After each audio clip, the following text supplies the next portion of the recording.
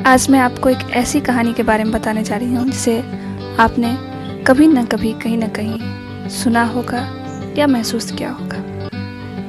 हर इंसान के जीवन में बदलाव आते हैं। ये कहानी जीवन के दौर की वास्तविकता पर आधारित है।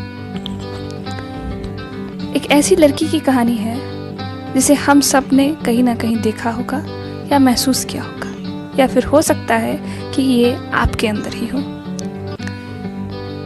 आइए जानते हैं निरुपमा के बारे में। निरुपमा कभी 20 वर्ष की लड़की हुआ करती थी, जिसका जन्म 1978 में हुआ था। जी हाँ, 90s, जिसका जादू अब तक चल रहा है। इन्होंने उसे करीब से जाना होगा। गोरी बड़ी बड़ी आंखें, लंबे बाल और मोटी सी लड़की थी निरुपमा, पर इसका ऐसा स्वरूप मुझे सिर्फ तस्वीरों में ही देखने को मिला। जब मैंने होश संभाला तो वक्त ने इनके आंखों के नीचे मोटे काले परत छोड़ चुके थे, और जो होंठ कभी लाल हुआ करती थी आज वो बेजान और उस पर सफ़ेद छाले पड़े हुए थे। कुछ ज़्यादा उम्र नहीं हुई थी उनकी, महज 30 वर्ष की होगी। अच्छा, छोड़िए इन बातों को, फिर से पीछे चलते हैं। निरुपमा, जिसे 20 वर्ष की आयु तक जीवन के दुख के बारे में कुछ मालूम नहीं था, दुख इनसे अब तक काफ़ी दूर था।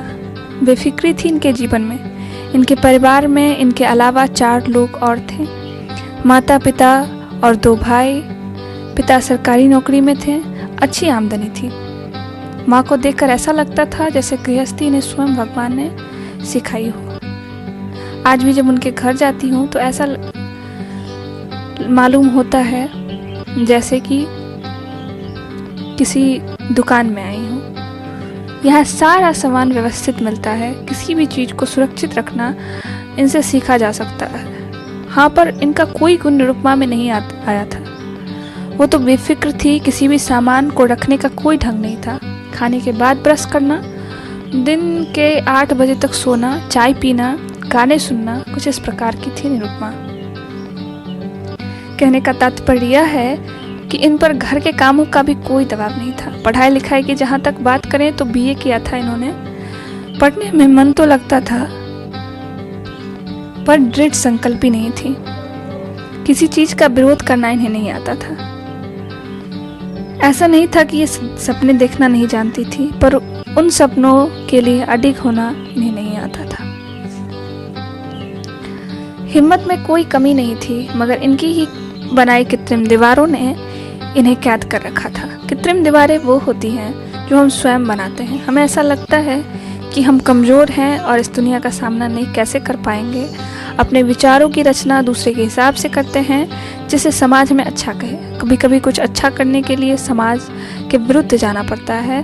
हमारा चरित्र निर्माण हमारे विचार और क्रियाकलापों के आधार पर होता है। निरुपमा को कभी उनके माता पिता ने विरोध करना नहीं सिखाया। इसी कारणवश उसने कभी विरोध नहीं किया, या फिर यूँ कहें कि वो विरोध करना जानती नहीं थी। वो समझती थी कि माता पिता जो उसके लिए कर रहे हैं वो अच्छा ही होगा। वो कभी जीवन के संघर्षों के बारे में नहीं सोचती थी। वो अब तक जीवन के सिर्फ एक पहलू से वाकिफ थी, मगर वो कहते हैं ना कि समय सबसे बड़ा बलवान होता है और इस पर किसी का जोर नहीं चलता। समय अगर चाहे तो लंगड़े से भी नृत्य करवा सकता है। इसके सामने हर किसी को झुकना पड़ता है। निरुपमा ने भले ही अपने कल्पनाओं के पेड़ पर मीठे फल लगाए हों, पर विधाता तो सबको जीवन में धूप और छांव बराबर बांटता है। हाँ, ये मानती हूँ कि किसी के जीवन में धूप कुछ देर ज़्यादा आकर ठहर जाता है, लेकिन अगर लगन पक्की हो और कोशिश जारी हो तो छांव जरूर मिलती है। और ज़िंदगी से मोहब्बत करने वाले को धूप और छांव लगभग एक जैसा ही लगता है। धूप और छांव में अंतर बस यही है कि धूप हमें मजबूत बनाता है, सहनशील बनाता है, और छांव हमें कोमल और अपना आदि बनाता है। निरुपमा के जीवन में छांव अब दूर होने वाला था। जीवन ने क्या खूब खेल खेला था। पहले छांव में कोमल बनाया और फिर नसीब में धूप दे दिया। निरुपमा आज कॉलेज से लौटने के बाद सो रही थी। नसीब में मिला धूप छांव के बक्से में आया था। एक औरत आई थी अपने हाथों में मिठाई लिए। वो औरत कोई और नहीं, निरुपमा की पड़ोसी थी।